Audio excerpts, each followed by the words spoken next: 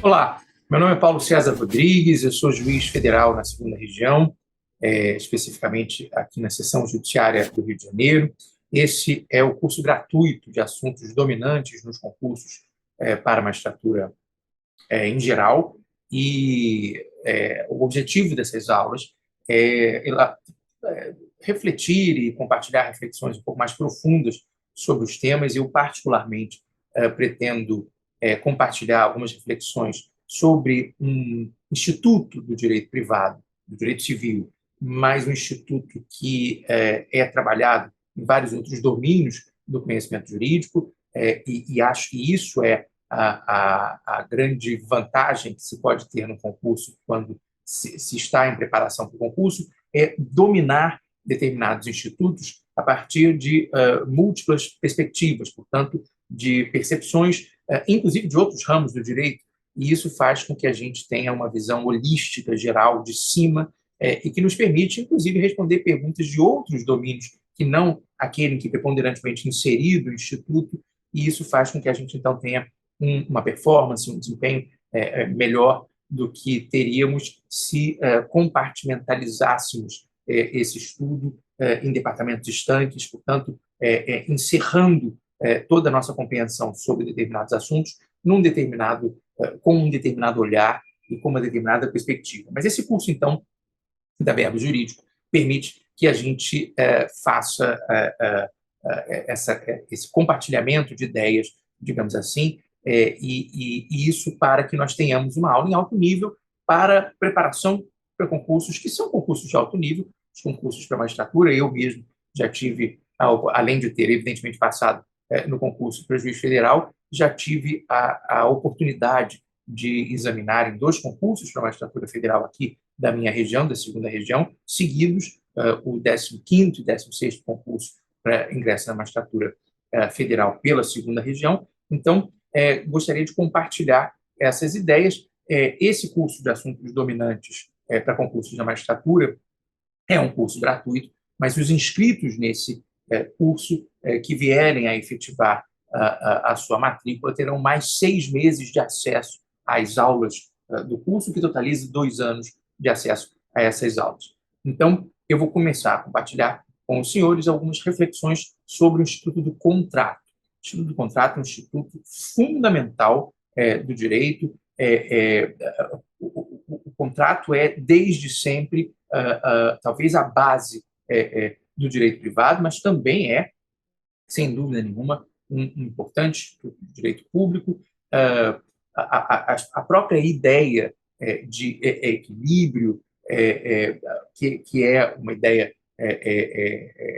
muito própria da antiguidade clássica, a ideia da equidade dos gregos, esse ision que faz a balança, ou que nós chamaríamos de fiel da balança, que faz a balança ser equilibrada. A deusa Têmis, a deusa grega da justiça, ela segura uma balança sem fiel, portanto, é ela o fiel da balança, é ela quem equilibra, e isso é o ision mesmo, prefixo que gera as palavras isonomia, isotimia, isagoria, mas isonomia é verdadeiramente aquela igualdade perante a norma, o nomos, igualdade perante a lei, e que traz também essa ideia de equilíbrio quando se fala, por exemplo, em sinalagma, lá, palavra de origem grega, mas também no direito romano, de comutatividade. Isso a gente estuda, por exemplo, quando estuda na teoria da justiça, a justiça aristotélica, a ideia de justiça distributiva, de justiça comutativa. Então, todas essas ideias são sempre necessariamente alinhadas e elas redundarão numa teoria do contrato importante, que é reconstruída, que é evidentemente desenvolvida no direito romano, reconstruída após a queda do Império Romano do Ocidente, em 476 depois de Cristo, pelo direito canônico, que é quem é a estrutura que se apropria da burocracia e do saber jurídico romano para perpetuar durante toda a Idade Média esse conhecimento, compondo, junto com o direito dos bárbaros, esse direito consuetudinário que forma com a reminiscência do direito romano aquilo que nós chamamos de direito romano germânico, forma, então, esse todo que durante a Idade Média foi chamado de jus comune medieval. Portanto, um longo caminho de reflexão, de desenvolvimento, de pensamento sobre o Instituto dos Contratos. Eu começaria localizando o Instituto do Contrato dentro daquilo que Santi Romano chama de ordenamento jurídico, portanto, esse institucionalismo jurídico que nos leva a perceber. Essa ideia também é uma ideia explorada por Hans Kelsen na sua Heinrich Hassler, a teoria pura do direito, quando se fala na moldura do direito, ou seja, o juiz não pode se desviar da moldura do direito, porque não deve encontrar na aplicação do direito nem considerações de moral, nem considerações de justiça. Não é, evidentemente, que não haja considerações de moral ou de justiça no direito. Há considerações de moral e de justiça, mas elas servem para informar quem cria o direito, o legislador, pelo menos numa perspectiva kelsiana. O legislador recolhe na sociedade as escolhas morais e transforma essas escolhas em direito, cumpre ao aplicador do direito aplicar o próprio direito, daí teoria pura do direito, e não glosar ou refazer escolhas morais do legislador. Portanto, só aplicar o direito dentro da lógica do direito, da organicidade do direito, do sistema do direito. Daí porque o postulado de hierarquia das normas, que a gente chama vulgarmente de pirâmide de Kelsen, portanto, fazendo considerações do tipo incompatibilidade vertical com a Constituição, inconstitucional, porque todas as normas precisam extrair a sua fundamento de validade da norma que lhe seja superior, mas também resolver conflitos entre fontes, entre a lei mais antiga e a lei mais nova, a lei geral e a lei especial. Tudo isso está dentro da moldura do direito. A anomia, que é ultrapassada com a colmatação de lacunas que a gente encontra no artigo 4º da Lei de Introdução às Normas do Direito Brasileiro, quando encontra lá a analogia, os princípios gerais de direito, a equidade, essa equidade que seria o equilíbrio de que nós falamos, tudo verdadeiramente, sempre necessariamente conectado, e a gente precisa ter essa percepção de conexão, de todo holístico, porque é isso que nos ajuda a compreender toda e qualquer questão de direito. Então, sob essa perspectiva de ordenamento, nós temos as normas, que são como gênero, que são percebidas em espécie como princípios e regras. As regras, os princípios são normas um pouco mais abertas e também são filtros de interpretação das regras, e as regras são comandos, orientações mais precisas e específicas. A doutrina constitucionalista e filosófica americana lida com essa ideia como um filtro mesmo de percepção da aplicação da regra, então os princípios são abertos, as regras operam no que se chama o tudo ou nada, ou seja, numa certa precisão. Se nós quiséssemos um exemplo disso, poderíamos falar em ampla defesa. Ampla defesa como um princípio é permitir que o réu faça tudo o que for possível fazer para se defender. Portanto, eventualmente, uma petição pode ser recebida um pouco depois do prazo, porque é razoável prestigiar-se a ideia de que o réu tenha que se defender. E a regra é aquele comando que estabelece o próprio prazo. Portanto, contestação em 15 dias, interposição de recurso de apelação em 15 dias, tudo isso em alguma medida, uma certa arbitrariedade, porque a escolha dos 15 dias não tem nenhum fundamento de filosófico ou de justiça. 15 dias é só organizativo. São 15 dias, podiam ser 30 dias, 2 dias, 10 dias, 8 dias, 12 dias, pouco importa. É só para que as pessoas tenham uma certa organização. Então, os princípios operam elasticamente, de modo mais ampliado, as regras operam mais precisamente, de modo mais organizativo, e nessa medida, como eu disse, encerram alguma escolha arbitrária. Nós temos ainda, dentro do que se entende por ordenamento, as instituições. As instituições são entes. Entes são seres. Então, portanto, são entidades, aquilo que são, o que em que o Estado tem, ou o direito, tem um especial interesse. Portanto, o próprio Estado, a família, todos esses entes são objetos de interesse do próprio direito para que sejam regulados. O Estado, por exemplo, o Estado democrático de direito é um Estado juridicamente organizado e obediente às suas próprias leis, porque o Estado é uma instituição.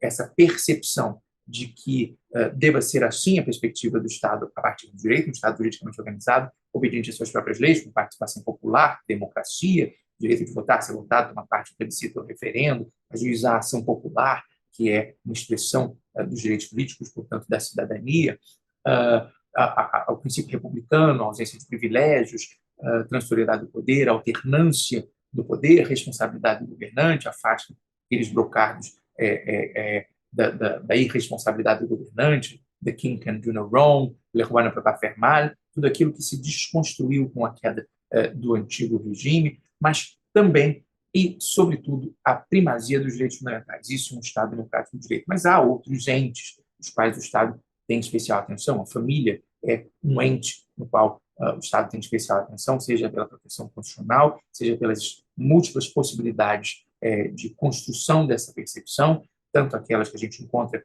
no artigo 5º, inciso 2 da Lei 11.340, de 2006, a Lei Maria da Penha. Portanto, ali há um conceito bastante alargado de família, que é o que permite construções teóricas, dogmáticas, como da desembargadora Maria Berenice Dias, por exemplo, nos seus múltiplos arranjos, que ela chama de direito das famílias, família monoparental, família unipessoal, família, hoje em dia já se fala nisso, multiespécie, considerando, por exemplo, o pet da família, que é considerado pela família parte da família. Ah, mas isso tem alguma repercussão jurídica? É claro que tem. No estado de perigo, por exemplo, o STJ já decidiu que eu posso sentir que estou premido pelas circunstâncias para salvar a vida ou a saúde do cachorro que vive comigo. Até porque, lá no artigo 156, se diz que o juiz aferirá nas circunstâncias essa consideração sobre se aquele ser tem ligação suficiente para ser considerado alguém ou algum ser, eu estou falando de um animal, que provoque na pessoa esse sentimento de ameaça e perigo que leve a uma manifestação defeituosa da vontade que permite a anulabilidade do negócio jurídico, justamente porque se está na figura do estado de perigo, que é uma figura verdadeiramente de anulabilidade ali do artigo 171 do Código Civil, e, portanto, é importante ter essa perspectiva. Mas eu falava, então, desses múltiplos arranjos familiares, família anaparental, família mosaico reconstituída, família unipessoal, por exemplo, consequência jurídico-processual relevantíssima. A pessoa que mora sozinha, completamente sozinha, ela é uma família unipessoal. Como assim uma família de uma pessoa só? Sim, o seu bem de família, o imóvel em que ela reside, não pode ser objeto de constrição judicial, porque é um bem de família. Quem é a família dela? Ela mesma. Então, é necessária essa compreensão. Mas falávamos, então, em normas, princípios e regras, instituições, Estado, família e institutos. E é aqui que eu localizo a natureza jurídica do contrato. O contrato é um instituto. O que seria um instituto? Um instituto é um conjunto de regras que organiza e disciplina uma ideia instrumental do direito. Portanto, o contrato é um instrumento do direito.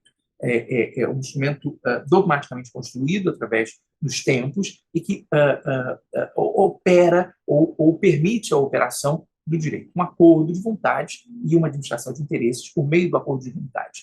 Portanto, eu preciso considerar o contrato como um instituto, porque eu tenho um sem número de regras que estabelecem um sem número de situações jurídicas, situações reguladas pelo direito, para um sem número de contratos. Portanto, se eu tomo um cafezinho no bar da esquina, isso é um contrato. Se eu tomo um cafezinho no bar da esquina, eu posso dizer que isso é um contrato de prestação de serviço, ou um contrato de compra e venda, se eu estiver considerando a compra do café. Isso pode eventualmente ser regulado pelo Código de Defesa do Consumidor. Se eu tiver o contrato de ampliação da linha do metrô, eu tenho um contrato administrativo, o cafezinho pode custar 50 centavos, a ampliação do metrô pode custar 5 bilhões. Portanto, em todas essas situações, eu tenho contrato. Portanto, contrato é um instituto, contrato é uma ideia, contrato é mais do que propriamente uma figura específica isolada num ramo do direito. É uma ideia que o direito utiliza para o seu funcionamento, para a sua operação. E isso faz do contrato um instituto considerado essa perspectiva de ordenamento que insere nessa ideia normas, instituições e institutos. Eu tenho também no ordenamento os conceitos, e aqui é importante lembrarmos a lição de Friedrich Carl von Savigny, da sua escola histórica do direito, e a ideia de que o direito é uma língua que se fala. Essa língua é construída por conhecimentos dogmáticos que nos levam a conceitos do direito. Portanto, se eu conheço a definição, se eu posso definir esses conceitos, muito rapidamente eu consigo arrumar os problemas e resolvê-los. Então, se eu digo contrato, e aqui já utilizando o conceito de Savigny para contrato, digo a administração dos interesses privados pela via do consenso. É claro que a gente sabe que não são só interesses privados, que interesses públicos que são administrados pela via do consenso, mas essa é a definição privatística, digamos assim, do Savigny. Mas há outros conceitos que eu utilizo no direito. Se eu digo no direito penal, por exemplo, dolo, eu falo em consciência e vontade de realizar o tipo objetivo. Se eu falo em culpa no direito civil, no direito penal, eu falo em observância do dever de cuidado objetivo, negligência, imprudência e imperícia, e posso considerar cada uma dessas espécies. Negligência, desatenção, descuido, imprudência, uma excessiva ousadia, e imperícia, falta de cuidado técnico, do técnico.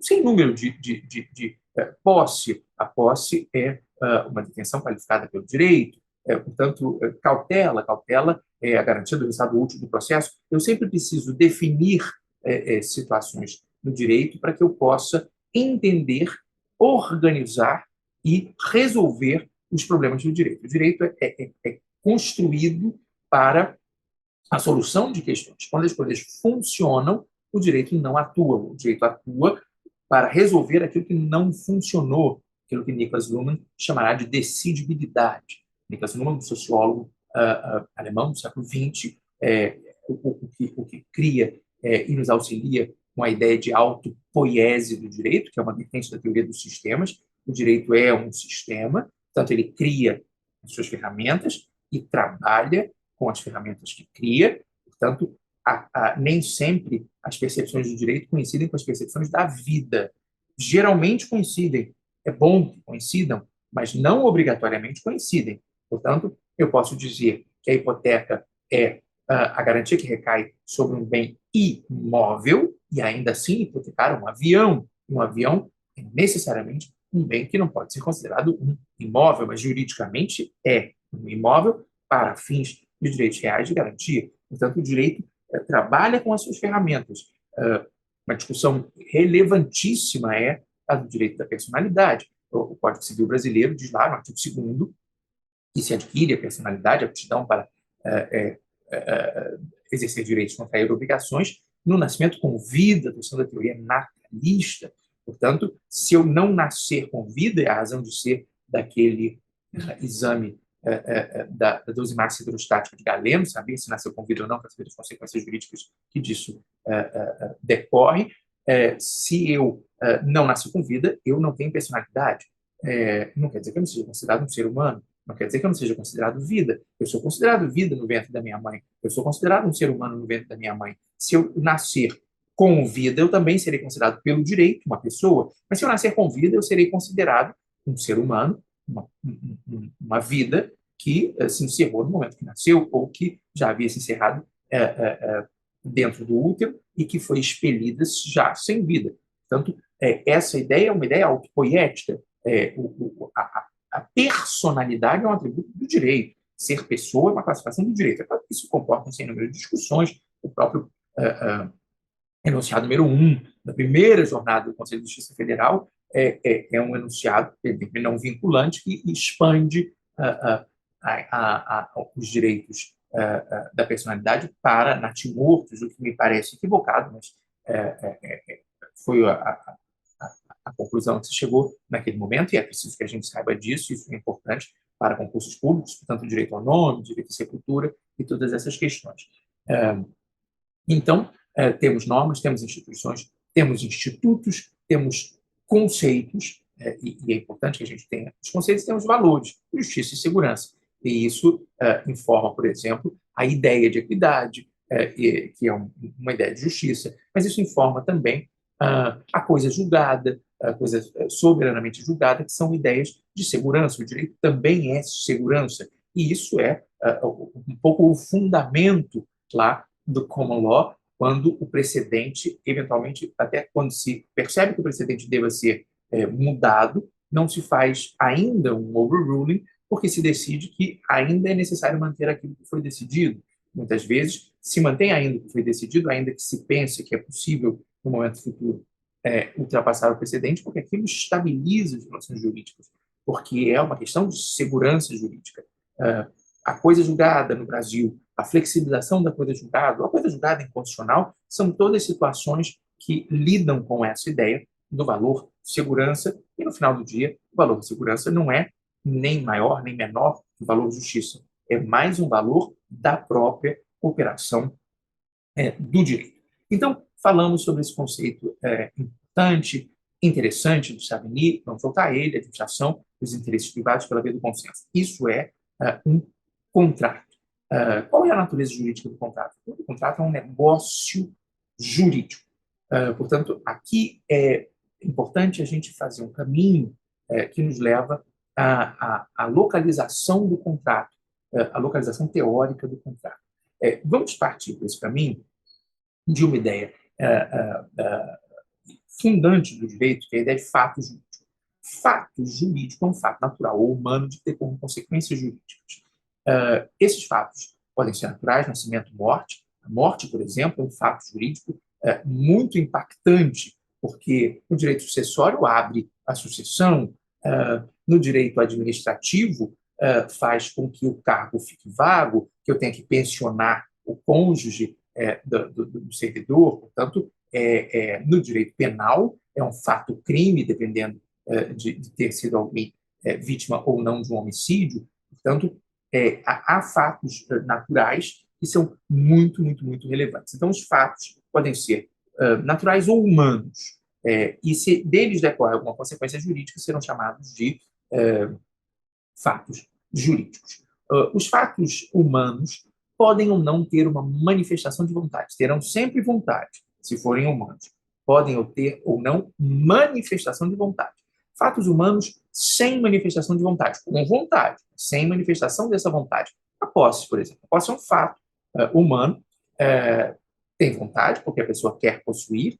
Se formos aplicar o 1196 do Código Civil, teoria objetiva de Ehring, ela se comporta como se fosse dono, exerce poder de fato, se comportar como se fosse dono, é exercer uma das 4 faculdades da propriedade, usar, gozar, fruir, dispor. Portanto, um fato humano com vontade, mas não tem manifestação de vontade. Eu não preciso dizer que quero possuir, eu só preciso querer possuir e me comportar como um proprietário para que o direito perceba que aquela minha detenção é qualificada pelo direito, se é qualificada pelo direito à posse.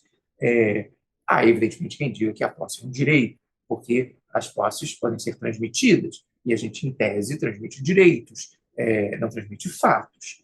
Mas o direito também é todo ele composto de exceções, porque também, em tese, a gente não comprova direito, a gente só comprova fatos. Mas se a gente for ao 376, a gente encontrará lá que o direito municipal, costumeiro ou estrangeiro deve ser comprovado, que é uma mitigação ao princípio iura non curia, da factum dabutivo ius. Portanto, é possível encontrar essas exceções na posse, a gente, sem dúvida nenhuma, encontra uma exceção clara. Os romanos diziam que eu reconhecia um direito quando reconhecia uma ação que lhes correspondia. A posse é um fato e há ações que lhes correspondem. Portanto, os interditos possessórios. Portanto, trata-se de uma exceção. Mas o fato é que, preponderantemente, diz isso Francisco Cavalcante Pontes de Miranda, a posse é um fato. Diz isso lá no Tratado de Direito Privado, verso 5, a posse, ordem direta de sujeito verbo complemento, a posse é um fato. Ponto. E quem diz isso é ninguém menos que Pontes de Miranda. Mas, seguindo viagem, a posse é um fato humano sem manifestação de vontade. A união estável é um fato humano sem manifestação de vontade. Por que a união estável é um fato? Porque se protege a união estável como se protege o casamento. A união estável é a percepção de uma entidade familiar, sem dúvida nenhuma. Mas, como qualquer fato, essa proteção é garantida e observada enquanto se observar o fato.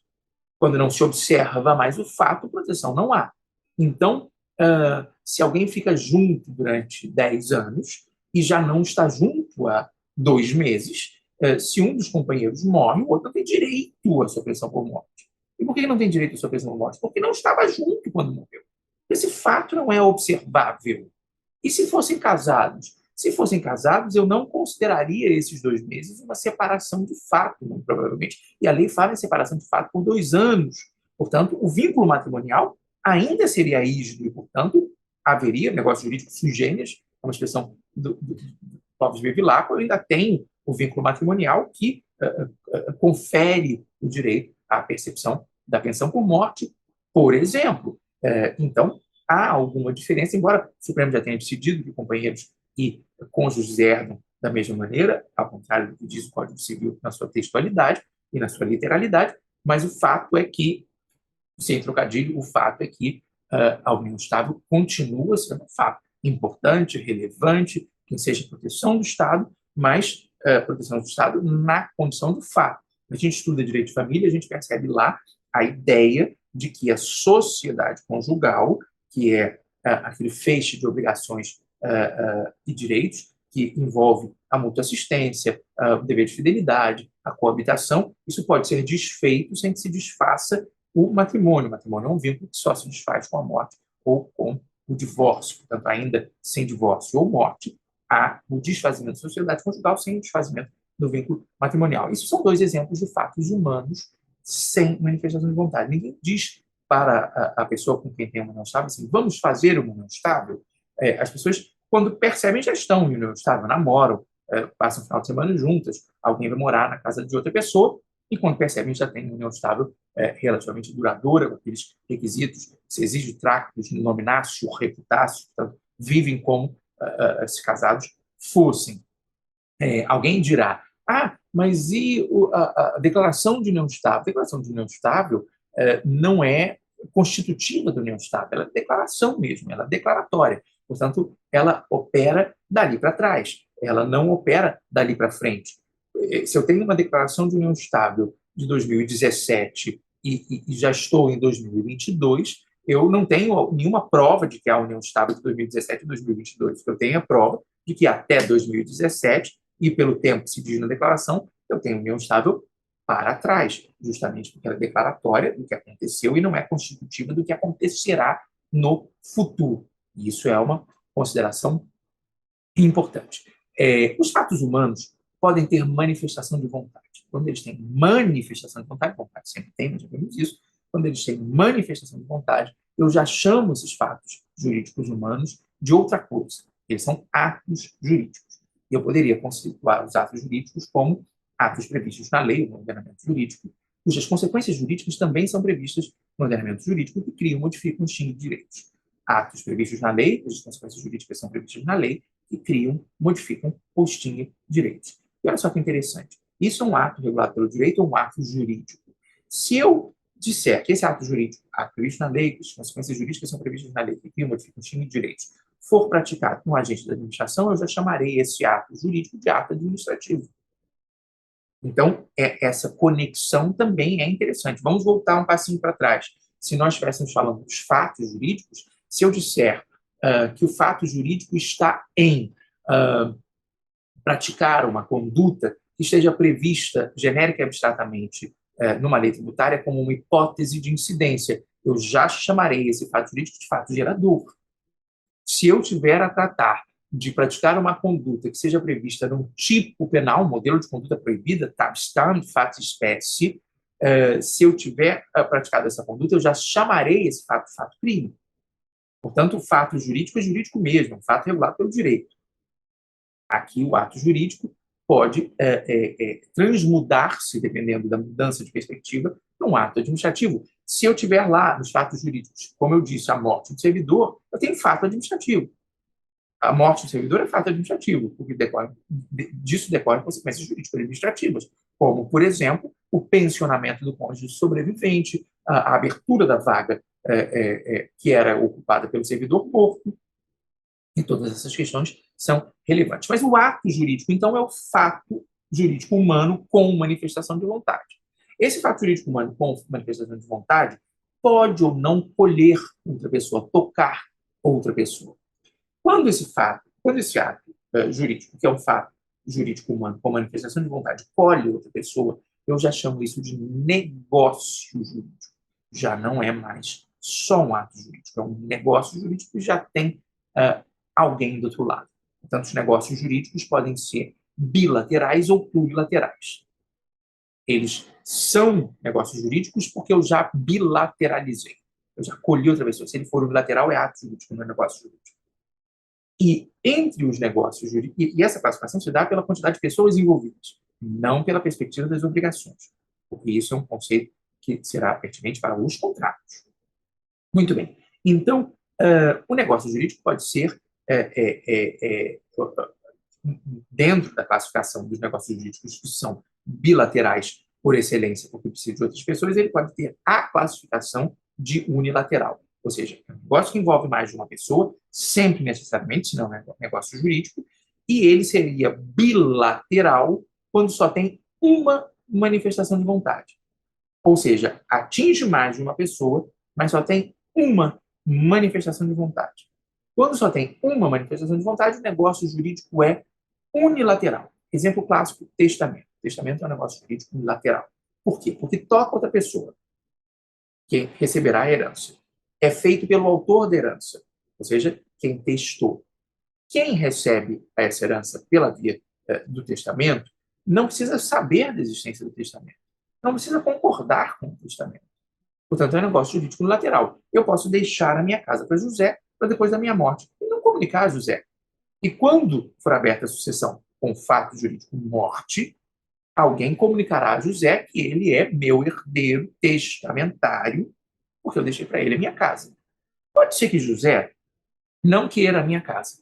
José não gosta de mim e não quer receber, depois da minha morte, a minha casa.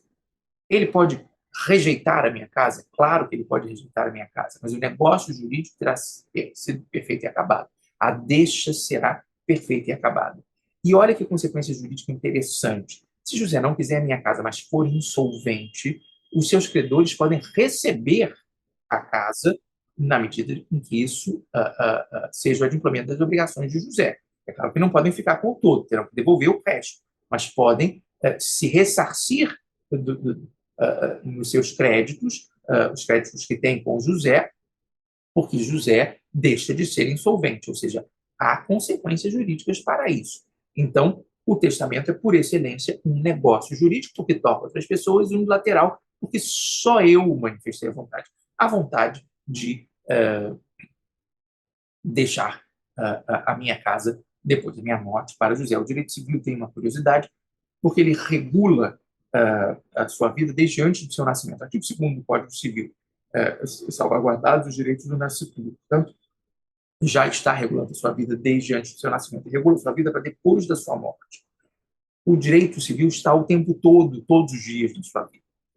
Quando se acorda e liga a luz, é direito civil, contrato coativo, que é um contrato de adesão, porque você não escolhe qual é a sua fornecedora de energia, geralmente só há uma, por isso o contrato é coativo e é de adesão, você não estabelece as regras de contrato. Quando faz isso quando assiste uma aula na internet, faz isso quando toma um cafezinho na esquina, o direito civil permeia toda a sua vida, desde antes de você nascer até depois de você morrer. Já o direito penal, não. O direito penal se ocupa de determinados assuntos, não todos. Por isso, o usual é que o direito penal nunca tenha tocado a sua vida. O ideal é que o direito penal nunca tenha tocado a sua vida, e é por essa razão que você diz que o direito penal é fragmentário. Ele é fragmentário porque ele atua em fragmentos, ele não atua linearmente e o tempo todo como o direito civil. Daqui também há aquela construção para dizer que o direito penal é subsidiário, ou seja, ele só atua e fragmentariamente quando o bem jurídico protegido for violado, que é um interesse especialmente caro à sociedade, por isso protegido pelo direito penal, esse direito penal chamado de última razão. Mas falávamos, então, do negócio jurídico. O negócio jurídico, então, é esse ato jurídico que colhe outra pessoa, toca outra pessoa. Se eu tiver a presença de duas pessoas, bilateralização, se tiver a presença de duas pessoas, é negócio jurídico. Duas pessoas ou mais, é negócio jurídico. Mas se eu tiver manifestação de vontade de só uma pessoa, eu tenho um negócio jurídico unilateral. Se eu tiver a manifestação de vontade de duas pessoas ou mais, o negócio jurídico ganha um nome. Esse nome é contrato. Então, o contrato é um negócio jurídico bilateral ou plurilateral. Houve, durante um tempo, uma discussão sobre se podia ou não haver um contrato, um negócio jurídico plurilateral, um contrato dessa natureza, justamente porque, naquela definição clássica, são vontades que se contrapõem. Contratos são vontades que se contrapõem.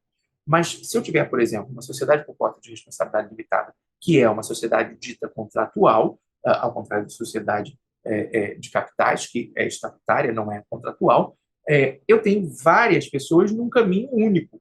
E isso pode ser um negócio jurídico bilateral e, em alguma medida, um contrato. Por isso, sociedade contratual. Mas o fato é que, quando o negócio jurídico exige mais de uma manifestação de vontade, quando eu falei lá de alguém que recusa a herança, não é para o negócio jurídico, é para o efeito do negócio jurídico. É a herança que vai receber um negócio jurídico está perfeito e acabado. Quando existe manifestação de vontade de mais de uma pessoa num negócio jurídico, eu tenho um negócio jurídico bilateral e o nome do negócio jurídico bilateral é contrato. É claro que eu não devo confundir isso com a classificação dos contratos como unilaterais ou bilaterais ou plurilaterais. Quando eu falo classificação dos negócios jurídicos, eu estou falando de quando as pessoas estão envolvidas manifestando vontade. Sempre mais de uma. Se for uma só, é ato jurídico, não é negócio jurídico. Se for mais uma pessoa, é negócio jurídico. Manifestou vontade uma só, negócio jurídico bilateral. Manifestou vontade de mais de uma, contrato. Agora, eu tenho uma classificação dos contratos, que são negócios jurídicos bilaterais, que os classifica em unilaterais ou bi ou plurilaterais. E aí é a quantidade de obrigações. Veja bem, se essa mesma carta que eu quero deixar para o José depois da minha morte, eu pensar em deixar agora para o José, comigo vivo, isso não será um testamento, negócio jurídico bilateral. Isso será uma doação, negócio jurídico bilateral, portanto, contrato, mas um contrato unilateral. Por que um contrato unilateral? É contrato porque é negócio jurídico bilateral tem duas manifestações de vontade. Eu não posso deixar minha carta para o José se ele não aceitar a doação. Ele tem que manifestar vontade. Se é em vida, se é inter vivos, ele tem que manifestar vontade. Mas qual é a obrigação que cumpre ao José? Nenhuma. Só eu tenho a obrigação de entregar minha casa. Eu tenho que colher a sua manifestação de vontade. Essa obrigação só nasce para mim. Portanto, é um negócio jurídico unilateral. É claro que a gente tem a doação com encargo, que é chamada de doação modal, e essa doação é conhecida na doutrina como um contrato unilateral imperfeito, mantendo-se a ideia ainda de que é uma doação, tanto contrato unilateral, mas eu até poderia, em tese, dizer que a doação com encargo é um contrato bilateral, porque há contraprestação correspondente. Muito bem, então chegamos à disciplina dos contratos. Vamos, então, avaliar alguns princípios que regem os contratos e, a partir dessa avaliação, a partir desses princípios, talvez escorregar o nosso pensamento para outras questões bastante distantes de uma percepção exclusivamente civilística do contrato, mas ainda aproveitando essa ideia institucional do contrato, o contrato como uma instituição do direito. O primeiro princípio é um princípio fundamental e é uma classificação dos contratos, inclusive, é o princípio da consensualidade. O contrato é uma manifestação de vontade. O contrato é formado pelo consenso. Essa é a regra do contrato. O contrato se forma quando há o consenso. Aqui há questões interessantíssimas. A primeira delas diz respeito à ideia de que eu tenho contrato quando eu tenho acordo. O acordo de vontades é o contrato. Eu não tenho contrato necessariamente quando eu tenho uma certa formalidade. Eu posso ou não ter formalidade, mas é o acordo que faz com que um contrato seja contrato. Por que isso é importante? Porque as pessoas confundem manifestação de vontade e consenso com papel. Na teoria dos negócios jurídicos, se diz lá que eu tenho que ter um agente, um objeto e uma forma. E quando eu vou validar os elementos essenciais do negócio jurídico, eu digo que eu tenho que ter um agente capaz, um objeto lícito e possível e uma forma prevista na lei ou não proibida por ela. Isso faz com que a regra seja da forma livre. Por quê? Eu só terei uma forma específica se ela for prevista pela lei. E eu só não posso ter uma determinada forma se a lei proibir essa forma. E aqui nesse espaço entre a forma prevista e a não proibida, eu tenho um mundo de formas livres. Portanto, se eu disser para alguém que quer comprar o meu carro usado por 10 mil reais, e essa pessoa disser quero, eu já posso ser compelido a vender o meu carro e a pessoa compelida judicialmente a comprar o meu carro. Mas eu não assinei papel nenhum e não precisa. Porque o contrato se formou pelo consenso. Já tenho um contrato perfeito e acabado e, portanto, passível de execução etática. Eu já posso judicializar a questão e compelir a parte contrária à observância do contrato. Ah, mas e o papel assinado? O papel assinado é um costume. Costume, como fonte do direito, como fonte em tese secundária, persuasiva, derivada do direito, é a ideia de praticar uma reiterada conduta, elemento objetivo do costume, na convicção de que ela seja juridicamente obrigatória. Fazer um papel escrito é praticar uma determinada conduta, porque a gente supõe que isso seja juridicamente obrigatório, nem sempre é. Quando a lei disser que é juridicamente obrigatório, ela dirá, como diz, por exemplo, exigindo solenidade da compra e venda de imóvel de valor superior a 30 salários mínimos. Aí, se eu não tiver isso, que é da essência do negócio jurídico, não tem negócio jurídico válido, portanto, não tem contrato válido. Mas se não disser nada, isso é só um costume, porque o contrato se forma pelo consenso. E o contrato consensual é a regra, é aquele que se formou pelo consenso. Há exceção? É claro que há. O contrato real. O contrato real é aquele que se forma com a entrega da coisa. O que significa um contrato que se forma com a entrega da coisa? Significa que eu tenho uma liberalidade. E se eu tenho uma liberalidade, eu posso ser compelido a cumprir essa liberalidade. Se eu digo para uma pessoa assim, olha, eu vou te emprestar o livro para você estudar para o concurso, você não precisa comprar o livro. E a pessoa não compra o livro. Mas enquanto eu não emprestar o livro, não há o contrato de comodato. No momento que eu entrego o livro, contrato real, nesse momento da tradição, surge o contrato se forma, a pessoa que recebeu o livro incomodato, portanto, recebeu o livro emprestado, empréstimo de coisa infungível, a pessoa que recebe esse livro tem a obrigação de cuidar dele como se fosse seu e me restituir quando for demandado a restituir. Agora eu tenho um contrato. A gente poderia dizer assim, mas e se eu disse para o fulano não comprar o livro para ele estudar para o concurso, e ele de fato não comprou, e eu não entreguei o livro? Ele pode me compelir a entregar o livro? Não. Ele pode, eu posso ser responsabilizado por não ter entregado o livro para ele? Até posso. Mas se eu for responsabilizado, a responsabilidade civil, ou seja, se eu causar um dano a ele, eu o terei causado de modo extracontratual. Portanto, a responsabilidade civil aquiliana o extracontratual, porque eu incuti nele a legítima expectativa de receber o livro. Não é uma responsabilidade contratual por inadimplemento da obrigação objeto do contrato, porque o contrato não havia. E a compra e venda? A compra e venda ainda há uma segunda exceção, que a compra e venda é um contrato consensual, já há compra e venda com consenso de efeitos reais. O efeito é a entrega da coisa, mas ele não é a essência do contrato, é a execução do contrato. O princípio da autonomia da vontade. O princípio da autonomia da vontade é uma criação do século XVI de Charles Dumoulin, que dividiu essa autonomia privada da vontade em liberdade para contratar e liberdade contratual. Eu contrato com quem eu quiser e eu estabeleço o fundo do contrato como eu quiser. Charles Dumoulin ainda dizia que eu posso estabelecer, inclusive, a lei aplicável ao contrato. Isso é interessante e importante para o estudo do direito internacional privado. E é por isso que Charles Dumoulin é um precursor da escola estatutária francesa, junto com Bertrand d'Artanger, que é aquele que divide os estatutos reais e estatutos pessoais. Isso aparece lá na Lei de Introdução às Normas do Direito Brasileiro, no artigo 7º, e estatutos pessoais, e artigo 8º, estatutos reais. Portanto, isso é importante. A vontade, a autonomia da vontade, chamada de cláusula geral de liberdade, é uma questão importante no direito privado. No direito privado, isso é a liberdade robesiana, eu posso fazer absolutamente tudo que a lei não me proíbe fazer. Já no direito público, eu tenho que fazer aquilo que a lei determina. Isso aparece no inciso 2º do artigo 5º do Rol de Direitos e Garantias Individuais, que é ali chamado de cláusula geral da liberdade. Um outro princípio importante é o princípio da relatividade. O princípio da relatividade é aquele que diz que só estão obrigadas as partes do contrato. Há exceções? Há. Eu tenho, por exemplo, uma estipulação em favor de terceiro, como, por exemplo, um contrato de seguro. A pessoa beneficiária do seguro não precisa nem saber que eu fiz um contrato de seguro, colocando-a como beneficiária. mas ela terá legitimidade para executar esse contrato.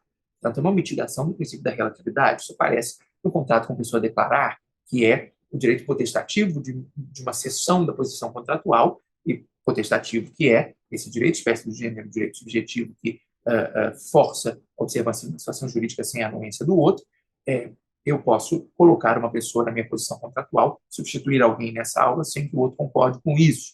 Mas a relatividade, por exemplo, tem uma ideia importante que nos liga diretamente à colaboração premiada, à Lei 2.850 de 2013. Isso, colaboração premiada. O artigo 3º-A da Lei 2.850 de 2013 diz que a colaboração premiada é um negócio jurídico-processual, contrato.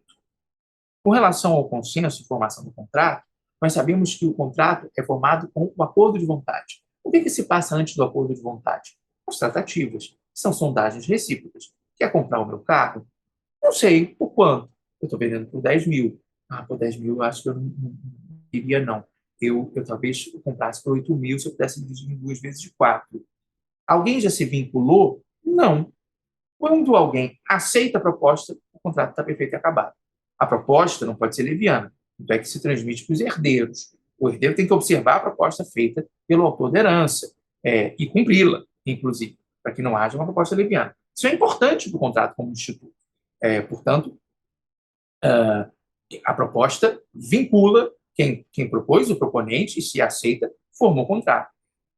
Antes da citação de proposta, tem essas sondagens recíprocas, as tratativas, e a colaboração premiada, que é um negócio jurídico, portanto, um contrato, observa lá, no artigo 3º-B, o princípio da confidencialidade nas tratativas. Ou seja, enquanto eu ainda tenho tratativas, eu preciso observar a ideia de que o contrato não está formado. Portanto, preciso garantir aquelas informações que foram usadas para saber se eu terei ou não um contrato de colaboração premiada, de modo confidencial. Portanto, não posso espalhar aquela informação que eu obtive ainda nas sondagens recíprocas, Ministério Público, eu ou polícia com colaborador, para saber ou não se interessa o contrato que objetivará a sanção premial ao final do processo crime. Portanto, isso nos mostra, como o artigo 190 do Código de Processo Civil, que é o negócio jurídico processual, a calendarização, a ideia de eu administrar interesses disponíveis,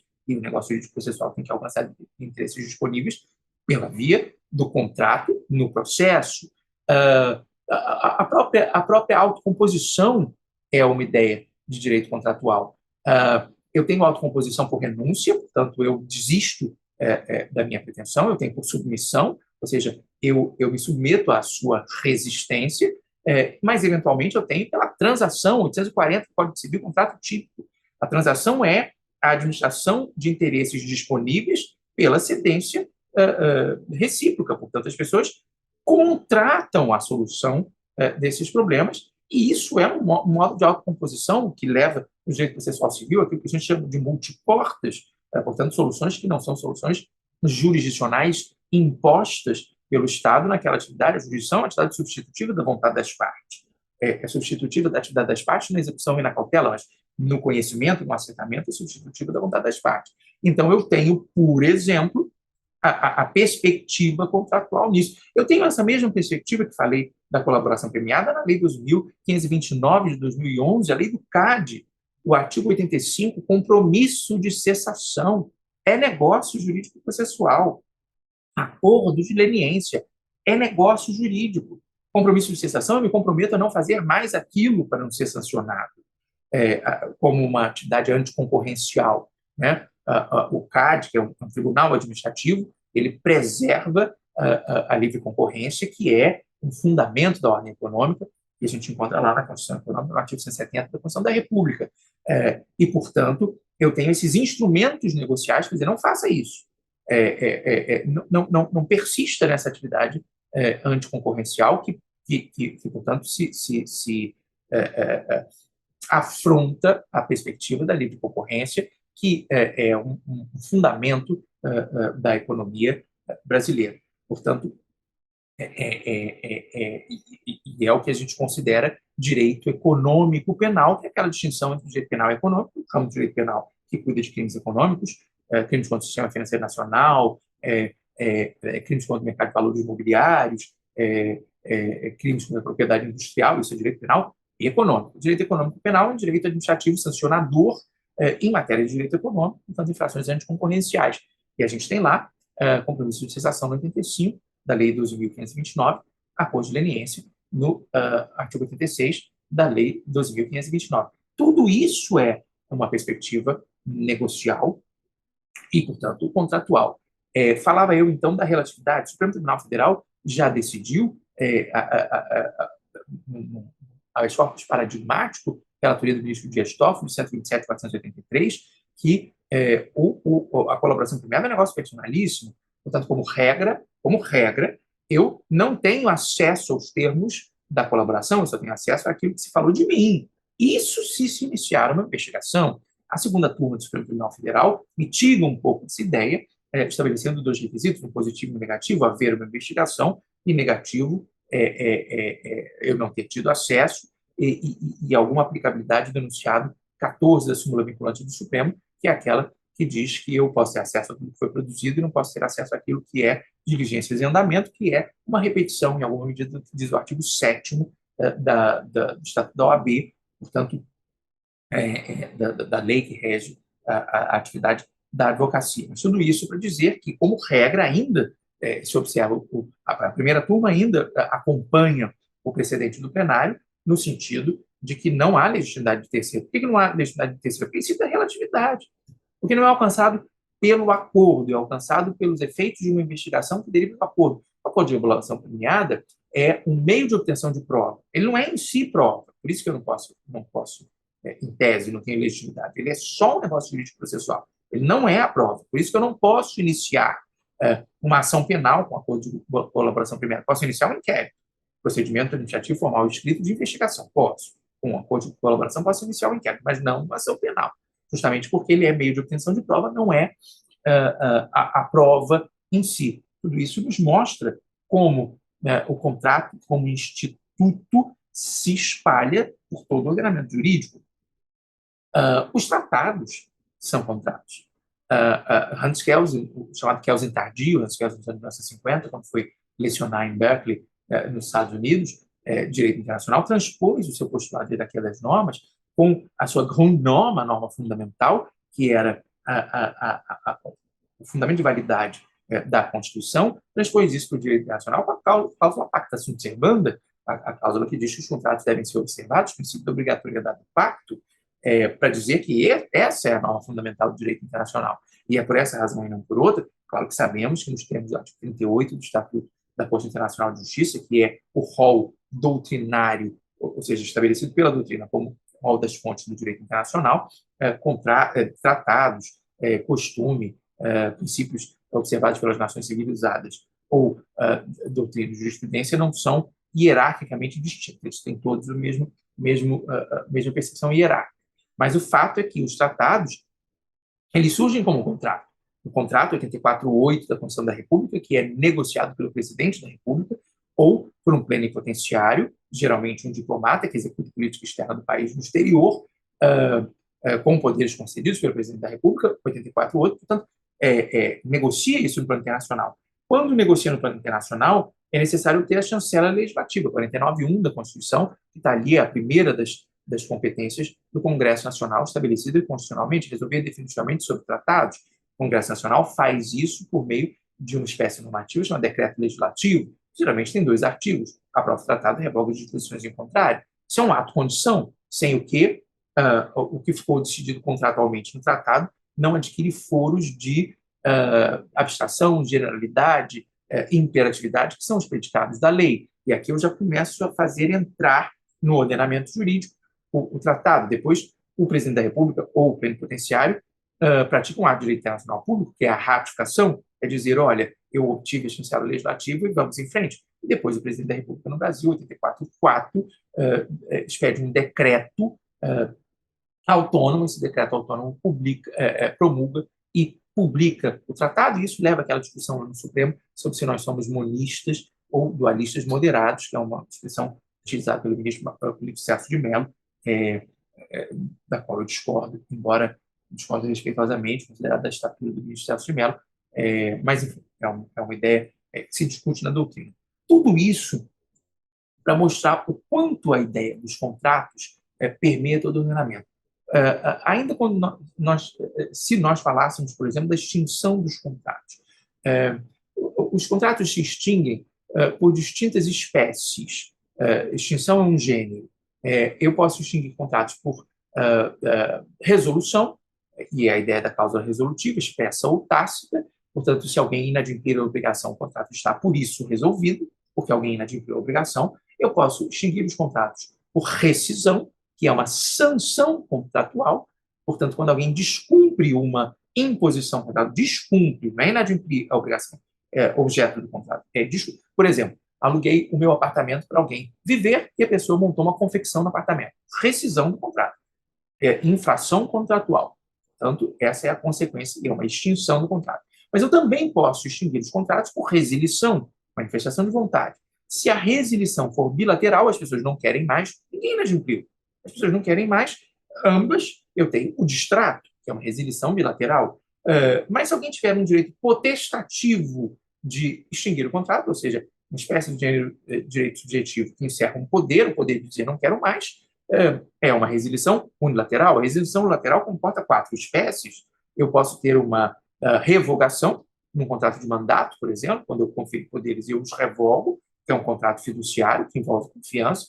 Eu posso ter uma renúncia, recebi os poderes e não os quero mais, portanto, é um direito potestativo, e estou resilindo unilateralmente os contratos. Posso ter uma redibição, que é a consequência dos vícios redibitórios, eu enjeito a coisa e não quero mais o contrato. Posso optar por quanti minores, também abatimento, mas posso resilir unilateralmente. E denúncia, que é a mera comunicação de que eu não quero mais o contrato, que pode decorrer do tipo de negócio jurídico, pode decorrer da lei ou pode decorrer do próprio contrato, a possibilidade de denúncia. E veja bem, isso é um modo de extinção dos tratados, dada a sua natureza de contrato e dada a soberania do Estado, que é, no plano externo, pelo menos desde a Paz de Westfália, a assinatura dos tratados de Münster e Osnabrück em 1648, quando se afastou o poder temporal do Papa, a teoria dos dois glades, construída no século XII por São Bernardo do Claraval, e todos os estados passaram a ser iguais, para nonabat imperium, ou seja, sendo iguais, eles têm o poder de não se submeter uns aos outros. Então, porque eles são soberanos, isso é a soberania no plano externo, eu posso simplesmente dizer não quero mais o tratado. Não quero mais o tratado. Eu sou soberano e posso residir unilateralmente. Isso tem natureza jurídica contratual, que é o tratado, a mera comunicação de que não quero mais. Portanto, até mesmo quando nós estudamos todas as espécies de extinção do contrato, encontramos essas conexões inafastáveis. Nós podemos ir além. A Lei 14.133 de 2021, das licitações dos contratos administrativos, que substituiu a Lei 8.666 de 93, ela hoje fala ali no artigo 137 em extinção dos contratos administrativos. Mas a Lei 8.666 de 93 não falava no gênero extinção dos contratos, falava numa espécie específica, a rescisão. Então, os contratos administrativos tinham sempre esse linguajar, rescisão, rescisão, rescisão. Mas, geralmente, eles são resilidos, eles não são rescindidos. Eu tinha situações de infração contratual, eu tinha situações de extinção unilateral pela vontade do Estado, no regime jurídico administrativo, que dá prerrogativas ao Estado justamente para a observância da supremacia do interesse público, tinha possibilidade de resolução, quando o poder público não honrava seus compromissos. Portanto, eu tinha todas essas espécies, mas as chamava todas de rescisão, tomando o gênero como espécie. Isso tudo para dizer que eu preciso sempre e necessariamente ter um olhar holístico sobre o direito. Por que isso é importante? E com isso nós encerramos. Porque eu posso me valer desses conhecimentos de contrato para responder questões de processo penal, como, por exemplo, as questões referentes lá ao artigo 3º-A e 3º-B da Lei 2.850 de 2013. Eu posso me valer desses conhecimentos para resolver questões de direito administrativo, lá na Lei 14.133 de 2021. Eu posso me valer desses conhecimentos para resolver questões de direito econômico, lá na Lei 2.529 de 2011. Portanto, contrato como um instituto do direito, eu posso me valer desse conhecimento para resolver questões de direito internacional, quando eu tratar, por exemplo, da denúncia dos tratados. Esses conhecimentos sobre o consenso na formação dos contratos, a relatividade, a autonomia da vontade, a obrigatoriedade do pacto, a imutabilidade do pacto, que no direito civil leva lá a teoria da onerosidade excessiva, 478, dos contratos de trato sucessivo, o desequilíbrio das obrigações do 317, e a ideia mesmo da quebra da base contratual, ou a ideia da onerosidade excessiva em previsão. Todos esses conhecimentos me auxiliam em múltiplos ramos do direito, e é por isso que eu preciso tê-los solidamente construídos. Essas são algumas reflexões. É claro que, se tivéssemos tempo, 2 horas, 3 horas, ficaríamos a vida inteira a tratar desses assuntos, que são interessantíssimos. Eu próprio me empolgo, talvez abra muitas frentes, supondo equivocadamente que eu teria tempo de fechá-las todas, mas o fato é que esse encontro nesse curso gratuito de assuntos dominantes para os concursos, ele serve mais para que você tenha uma percepção do que fazer, como estudar, como ligar os assuntos, a necessidade que você tem de ser pelo menos mediano em tudo.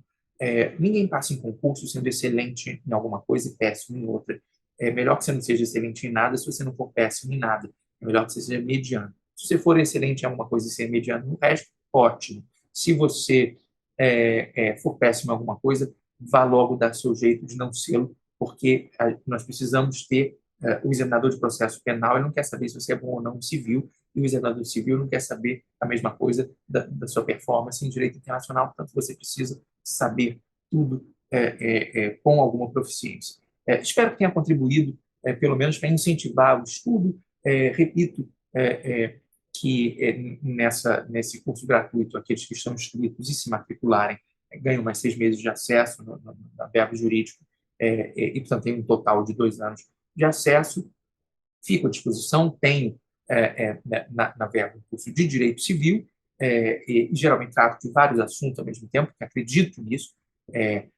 Na minha vida, tenho lecionado múltiplas matérias, porque não acredito muito no especialista para as funções de Estado. Especialista é coisa de academia.